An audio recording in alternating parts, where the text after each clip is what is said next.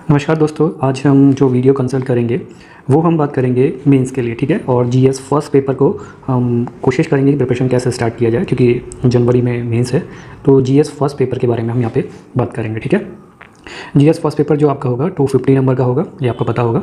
250 अंक इसमें होता है और निर्धारित आपको 3 घंटे मिलेंगे और करीबन इसमें 20 क्वेश्चन आते हैं। 20 क्वेश्चन में से जो 10 क्वेश्चन होंगे आपके, ठीक है, और 10 क्वेश्चन ये होंगे, ठीक है। ये आपके होते हैं 150 वर्ड के, यानी कि 150 वर्ड में लिखना होता है। और 10 प्रश्न जो आएंगे ये आपके 250 वर्ड में लिखना होता है, ठीक है। और ये होते हैं 10 नंबर का ईच प्रश्न, ठीक है। 100 नंबर का ये हो गया और ये होता है 15 नंबर का, ठीक है। और सारे प्रश्न ही कंपलसरी होते हैं, हिंदी और इंग्लिश में आपको देखने को मिलेगा, ठीक है। तो ये तो हो गई आपके जीएस फर्स्ट पेपर की इन्फॉर्मेशन, ठीक है।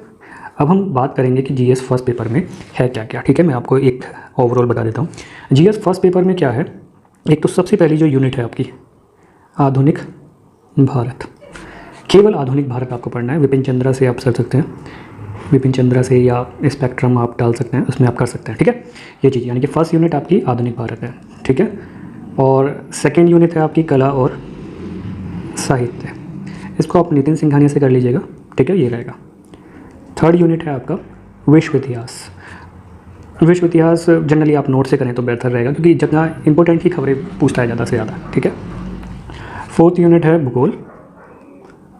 भूगोल में भारत प्लस विश्व का जो फिजिकल वाला है, ठीक है, जलवायु ये सब वगैरह होता है। और एक 5वीं यूनिट है समाज। तो ये 5 यूनिट हैं केवल। आप प्राचीन और मध्यकालीन पढ़ने की कोशिश मत कीजिएगा, प्राचीन भी नहीं पढ़ना और मध्यकालीन भी नहीं पढ़ना है, ठीक है। ये चीज़ आपका सिलेबस है। अब मैं और चीज़ बताता हूँ क्या है। जो पेपर आता है वो समीक्षा बेस पे आता है, तो आप किसी भी इंटरनेट मतलब एक्स्ट्रा नॉलेज रखने की कोशिश मत करना फैक्चुअल, बस आपको बस उसकी भूमिका पता होनी चाहिए क्या होता है, ठीक है, और समाज पर क्या असर पड़ रहा है, ठीक है।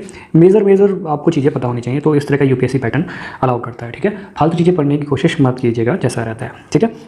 एक यहाँ पे टिपिकल चीज़ है समाज वाला, जो है समाज वाला केवल बुक्स भी आती हैं समाज वाले टॉपिक के लिए, लेकिन बुक्स मत पढ़िए, कुछ फ़ायदा नहीं होगा, क्योंकि 2 सवाल आने हैं आपके। 2 सवाल मतलब 20 से 25 नंबर का स्कोर करना है, इसको नंबर का है। तो ये केवल आपका हिंदू न्यूज़पेपर से हो सकता है, ठीक है, या फिर आप करंट आप जैसे ही पढ़ना चाहें उससे कर सकते हैं। तो समाज वाले के लिए कोई बुक पढ़ने की ज़रूरत नहीं है, समाज वाला ऐसा हो जाएगा। दूसरा, फैक्चुअल नॉलेज नहीं, समीक्षा बेस्ड सवाल आते हैं मोस्ट ऑफ, यानी कि आपके पास ओवरऑल नॉलेज होनी चाहिए, ज़्यादा जनरल नॉलेज की ज़रूरत नहीं है, ठीक है। तो आज मैं क्या करूँगा 2019 का पेपर लेके, क्योंकि 2021 में अब पेपर है, तो जो 2 साल पुराना पेपर के पैटर्न मुझे लगता है कि वो रिपीट करता है। वैसे वो रिपीट नहीं करता, लेकिन लास्ट ईयर वाला जैसे कि 20 वाला पेपर को 21 में रिपीट नहीं करेगा, लेकिन जो 19 वाले की जिस तरह पेपर यानी कि भूमिका की बात कर रहा हूँ, क्वेश्चन कभी रिपीटेशन नहीं होता, मतलब उनकी भूमिका, उनका तरीका, पैटर्न, यानी कि पेपर का पैटर्न कैसा होगा उसके हिसाब से हम तैयारी यहाँ पर स्टार्ट कर सकते हैं। तो मैंने 2019 का जो पेपर था जीएस फर्स्ट पेपर का, उसके हिसाब से मैं आपको तरीका बताना चाहता हूँ कि कैसे आप मेंस की फर्स्ट पेपर आप तैयार कर सकते हैं। 5 यूनिट आपको पता लगी, विश्व भूगोल है, और विश्व और भारत का भूगोल हो गया, एक यूनिट हो गया, समाज कार्य हो गया, एक यूनिट ये हो गया समाज से रिलेटेड। दूसरा आपका मध्यकालीन और प्राचीन इतिहास आपको नहीं पढ़ना है। आर्ट एंड कल्चर हो गया नितिन सिंघानिया से, आधुनिक भारत हो गया। तो ये सारी की सारी यूनिट हैं। तो अब देखते हैं कि पेपर कैसे आता है, ठीक है, और क्यों मैं बोल रहा हूँ कि समीक्षा बेस्ड सवाल आता है, ठीक है। तो पहला सवाल है आपका गाधुराई कला मध्य एशिया, और मैं सबसे पहले आपको सवाल की भूमिका कैसे समझाता हूँ वो समझाता हूँ। मध्य एशिया एवं यूनानी बैक्टीरिया तत्वों को उजागर किया है, ठीक है। तो इसमें इस आर्ट्स के बारे में पूछा गया है। यहाँ कभी भी आर्ट्स के बारे में ज़्यादा मत लिखिएगा, क्योंकि वो सवाल में नहीं पूछा गया है, ठीक है। कला में मध्य एशियाई और बैक्टीरिया तत्व को उजागर कीजिए, यानी कि इस आर्ट में गाधुराई कला में मध्य एशिया वाले और यूनानी बैक्टीरिया वाले तत्व जो मिलते हैं वो हमें बताना है, यानी कि इनकी प्रॉपर्टीज़ हमें गाधुराई कला में क्या क्या दिखती है वो बताना है। गाधुराई कला के बारे में लिखना मत बैठ जाना, इन दोनों की प्रॉपर्टीज़ उसमें क्या क्या खाए मिलती हैं वो आपको बताना है, ठीक है। सिंपल सवाल, समीक्षा का सवाल है ओवरऑल, यानी कि आपने एक चीज़ पढ़ ली, फैक्ट खत्म, उससे नहीं, यानी कि एक सवाल दूसरे से मिला होता है, ठीक है। अब हम दूसरे सवाल की बात करते हैं, जैसे कि 1857 के आंदोलन की बात कर रहा है। पूर्ववर्ती 100 वर्षों में बार बार घटी छोटे स्थानीय विद्रोह का चरम था, यानी कि सवाल में क्या कर रहा है, सुस्पष्ट कीजिए। जनरली जो नॉर्मल विद्यार्थी क्या होते हैं वो 1857 को लिखने लग जाएंगे, ठीक है, जबकि वो यहाँ पूछा भी नहीं गया। पूछा इसमें ये गया था कि उसने बोला जो उससे पहले छोटे मोटे क्रांतियाँ हो रही थी, आंदोलन हो रहे थे, उसके कारण 1857 जैसे रामोसी हो गया, कुका आंदोलन हो गया, छोटे छोटे जितने भी आंदोलन रेवोल्यूशन हो रहे थे उसका रूप जो हुआ, और स्थानीय विद्रोह क्यों हो रहे थे, नीति के, आर्थिक नीति, सामाजिक नीति, ये सारी चीज़ें। तो उसका जब आखिरी में इकट्ठा हुआ तो उसने बोला विप्लव युद्ध, यानी कि इन छोटे छोटे मिलकर 100 साल के अंतर्गत तो उससे एक बड़ा आंदोलन तैयार। तो वो हमें प्रूफ करना है, ना कि 1857 के बारे में आप डिटेल लिखने लग जाएँ। यहाँ पूछा कि उससे पहले जिस कारण 1857 रेवोल्यूशन इतना बड़ा रूप पे हो गया। तो सवाल में ज़्यादा डिटेल की ज़रूरत नहीं है, नॉलेज की डिटेल की ज़रूरत है। आप किसी को एनालाइज कैसे करते हैं वो चीज़ की ज़रूरत है, ठीक है। आप इसी हिसाब से अपना फिर तैयारी का पैटर्न कीजिएगा।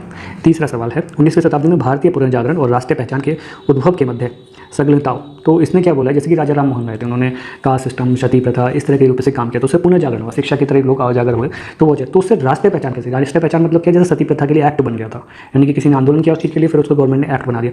तो मल्ल संघनताओं का परीक्षण कीजिए, कैसे वो रेवोल्यूशन, कैसे लोगों ने पुनर्जागरण किया जिस कारण राष्ट्रीय में भी वो जुड़ गया, ठीक है। राष्ट्रीय पहचान रेवोल्यूशन में भी दिखने लग गया, एक्ट में भी दिखने लग गया, तो वो चीज़ यहाँ पे बतानी है, ठीक है। 150 वर्ड का है। फोर्थ सवाल कहता है वैश्विक तापमान में परवाल जीवन तंत्र पर प्रभाव का उदाहरण के साथ।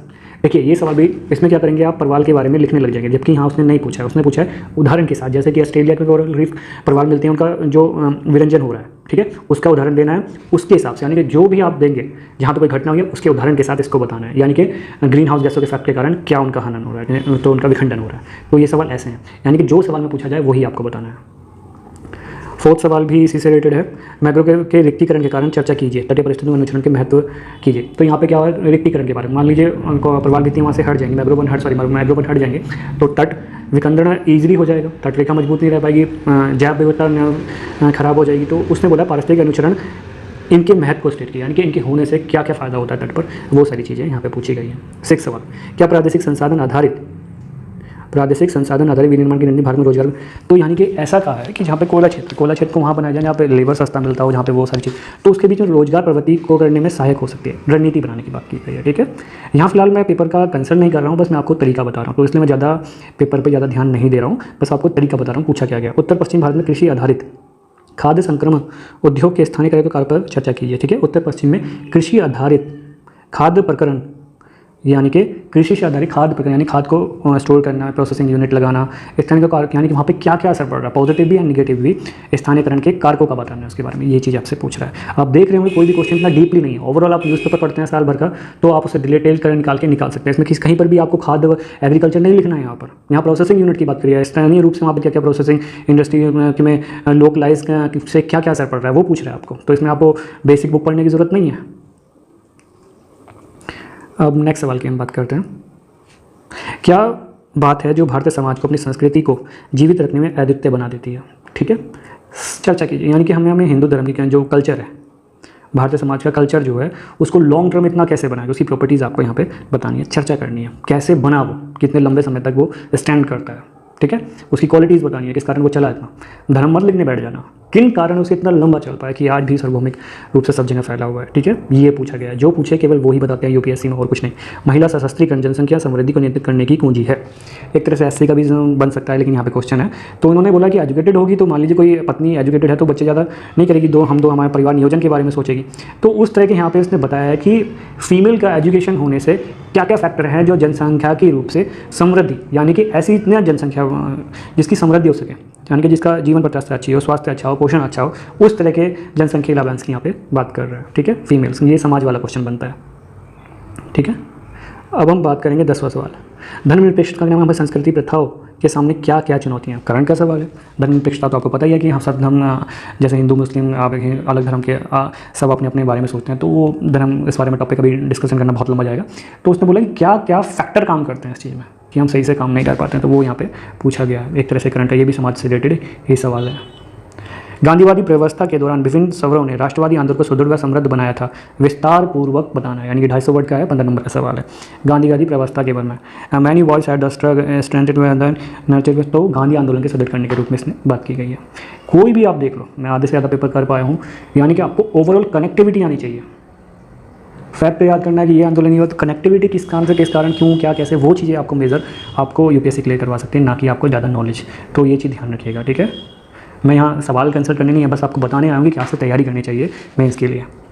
तो 1940 के दौरान सत्ता स्थानीय प्रक्रिया में जटिल बनाने में ब्रिटिश सांप्रदायिक सत्ता की भूमिका का आकलन किया। 1940 के दशक के दौरान सत्ता हस्तांतरण की प्रक्रिया को जटिल बनाने में ब्रिटिश सत्ता की भूमिका, यानी कि क्या कह रहे थे, पहले तो एक डोमिनेंट स्टेट की बात कर रहे थे, लेकिन कन्फ्यूजन था, फिर आज़ादी देने को मना कर रहे थे। मतलब इन्होंने जो एक्ट थे इनके 1935 एक्ट हो या उससे पहले क्या हो, तो उस एक्ट के द्वारा ये कन्फ्यूजन की स्थिति पैदा कर रहे थे। तो वो कमियां यहाँ पे बोली गई हैं कि किस कारण ये सत्ता हस्तांतरण उन्होंने जटिल बना दिया था, वो चीज़ है। अच्छा सवाल है, ईजी सवाल है, अच्छा सवाल है। स्पष्ट कीजिए कि अमेरिका और फ्रांसीसी क्रांतियों ने आधुनिक विश्व की आधारशिला किस प्रकार निर्मित की थी। इस पर अमेरिका फ्रांसीसी क्रांतियों ने आधुनिक विश्व की, यानी कि उस क्रांति से, इन दोनों क्रांति से, फ्रांसीसी और अमेरिका से, कि आगे क्या डेवलप हुआ, तो वो चीज़ यहाँ पे बतानी है। कन्फ्यूज़ मत होइएगा, आसान सवाल है।